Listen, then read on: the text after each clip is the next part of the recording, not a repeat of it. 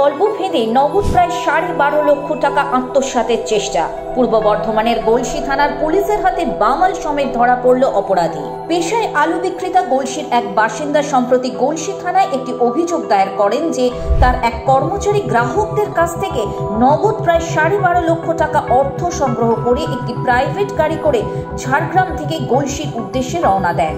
ওই কর্মচারীর কথা অনুযায়ী সন্ধ্যা নাগাদ NH-19 এর ওপরে গালিগ্রামের কাছে গাড়ি খারাপ হওয়ায় গাড়িটিকে দাঁড় করিয়ে 3 জন অজ্ঞাত পরিচয় ব্যক্তি একটি বাইক নিয়ে সেখানে দাঁড়ায় এবং তাকে মারধর করে পুরো নগদ টাকা ছিনতাই করে নেয়।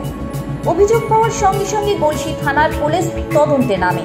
ওই কর্মচারীর কাছে ঘটনার বিবরণ জানতে চাইলে সে পুলিশকে বিভ্রান্ত করার চেষ্টা করে। ক্রমশ তদন্তে দেখা যায় যে সে ঘটনার বিষয়ে বেশ কিছু পরস্পর বিরোধী বক্তব্য রেখে যাচ্ছে। দীর্ঘ জিজ্ঞাসাবাদের পর সে তার অপরাধের কথা স্বীকার করে এবং পুলিশকে সে জানায় যে নগদ প্রায় 12.5 লক্ষ টাকা আত্মসাতের লোভে একটি মিথ্যা ছিনতাইয়ের গল্প ফাঁদে।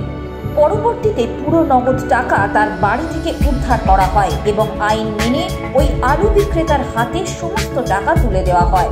সেই সঙ্গে অপরাধীর বিরুদ্ধে যথাযোগ্য আইনি ব্যবস্থাও নেওয়া হয়েছে।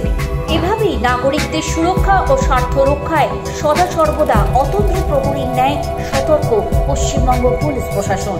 সঙ্গে থাকুন, দেখতে থাকুন friends of West Bengal police, মানুষের পাশে বিশ্বাসী। চ্যানেলটি নিয়মিত দেখতে হলে অবশ্যই লাইক, শেয়ার এবং সাবস্ক্রাইব করতে ভুলবেন না।